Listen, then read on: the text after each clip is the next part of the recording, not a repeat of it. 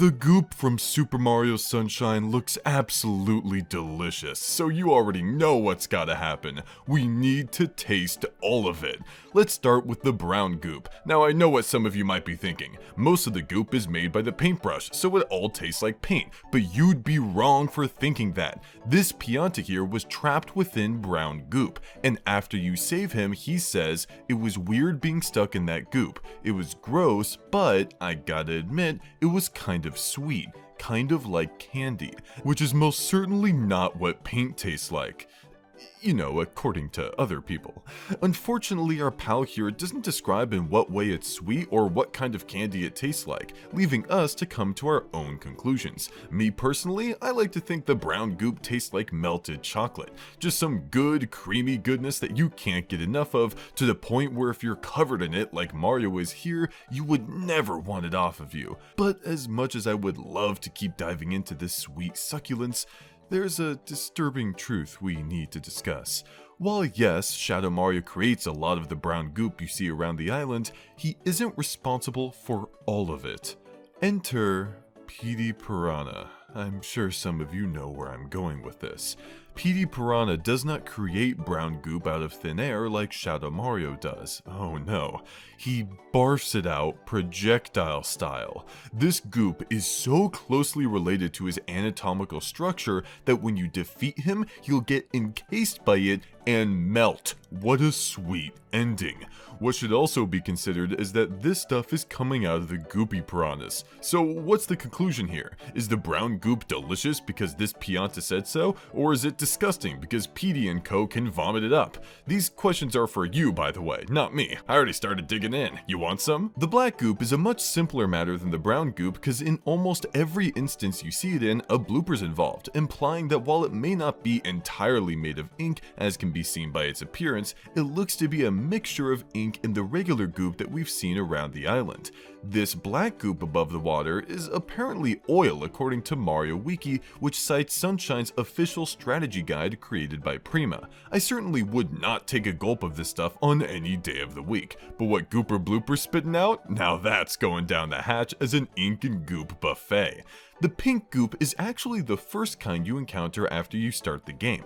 The Toads comment, "What is this icky paint-like goop?" and it's moving, which doesn't help us out at all, but don't worry, I didn't have any expectations for them in the first place.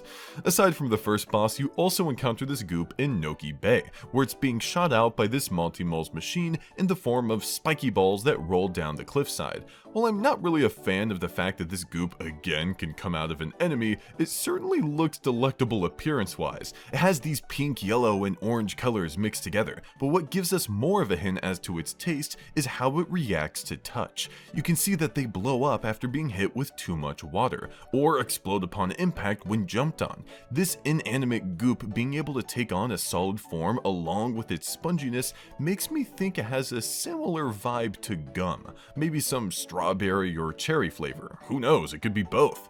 Noki Bay also has this slimy goop polluted water, which comes about from Ely Mao's disgusting mouth, making this goopy water absolutely revolting and likely the worst goop we'll ever come across. Don't talk to me if you drink this stuff.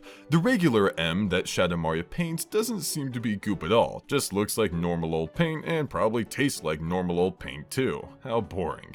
This rainbow M on the other hand is definitely goop, but may not be wise to taste. You'd stick out your tongue, activate the teleportation feature, and would then split apart particle by particle. With all the colors it's sporting, I can't think of it being anything other than rainbow sherbet, so try and get a lick in before you... This lava-looking substance that Yoshi can dissolve with juice will hurt you upon touching it, making me think that it's just straight up lava. Maybe our goop adventuring days have gone too far.